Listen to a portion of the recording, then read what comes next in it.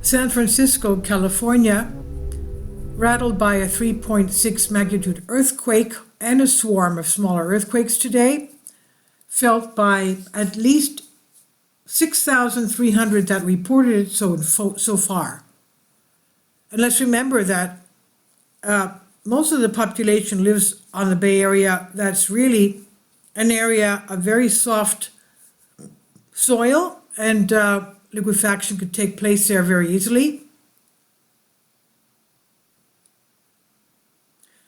We'll see from the shake map that the Long Valley Caldera must have been shaken, and you'll see it because I'm going to point to the Mono Lake area. There's a little lake area.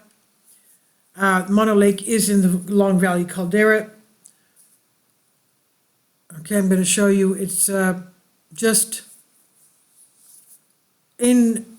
Okay, there we go. It's in from the. Okay, this is the San Francisco Bay Area, as you can see. There's a bridge there. And most of the population, as we said, lives right there. The San Andreas Fault runs through there, and we're going to see that the shake map goes well into the area of the Cascades. Now, USGS, of course, stops it at one point. This is the shake map. USGS stops the shake map in the square. That's the Mono Lake area of the Long Valley Caldera in the Walker Lane Fault system, and most of the high threat volcanoes are situated on the Walker Lane Fault system. All of you there, please be very, very alert, very careful. It's not enough that we have the fires going on in Los Angeles, now we have these earthquakes here. Now, what's going on with this? Is California expecting a big earthquake soon? The threat of earthquakes extends across the entire San Francisco Bay region, and a major quake is likely before the year 2032. And knowing this will help people make informed decisions as they continue to prepare for future quakes.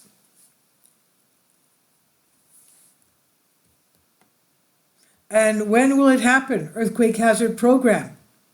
How likely is an earthquake in San Francisco?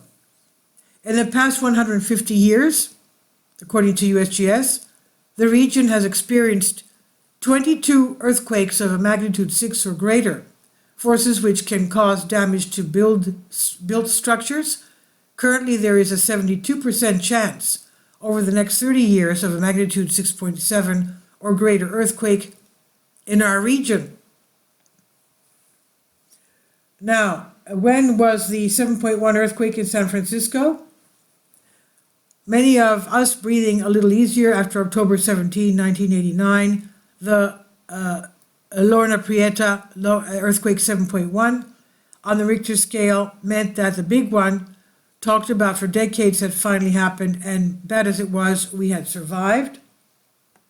And the next big earthquake in the Bay Area, according to USGS publications, there are two things wrong with that. First, the Lorna Prieta was not the big one. It was a moderately big one. Certainly destructive to some parts of the Bay Area, but nowhere near the size of the Great San Francisco earthquake of 1906.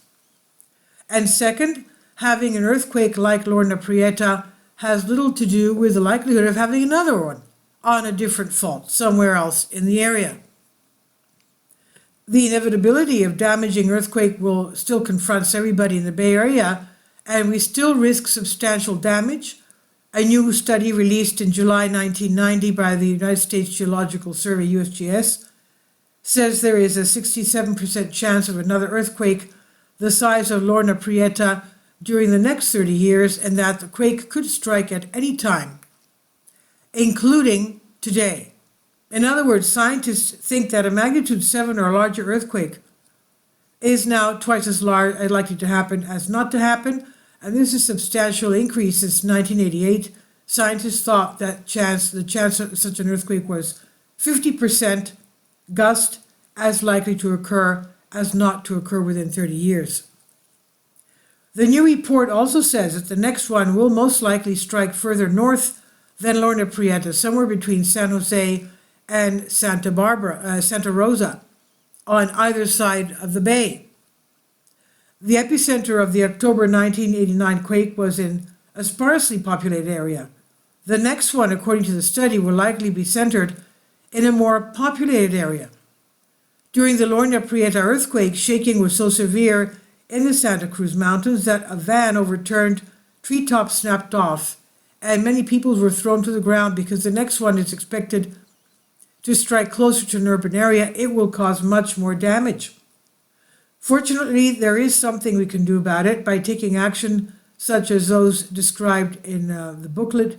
You can drastically reduce the losses, and we can make the Bay Area a safer place to live. Earthquake damage is particularly great in certain locations and in certain buildings. Most locations and most modern buildings are relatively safe, but identifying the greatest hazards, we can set priorities for using our limited resources more effectively to reduce them, and the choice is ours. This is according to the USGS survey, and the year published 1990. So this is pretty old. This is a 30-year-old publication. All of you there, please be very careful.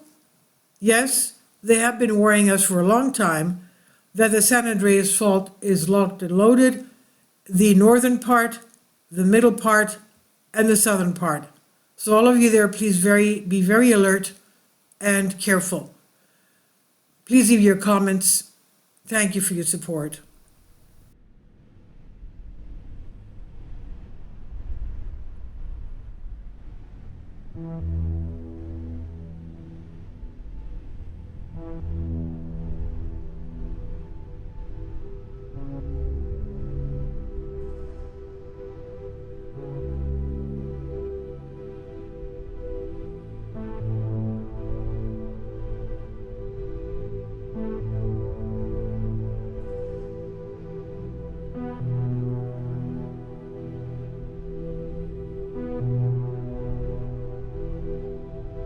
Support my Patreon account. The daily posts are 5 videos daily, and they are totally different from what I have on my YouTube channel. Thank you so much for your support and that you find all my content so interesting. You'll find the Patreon account details in the description box below.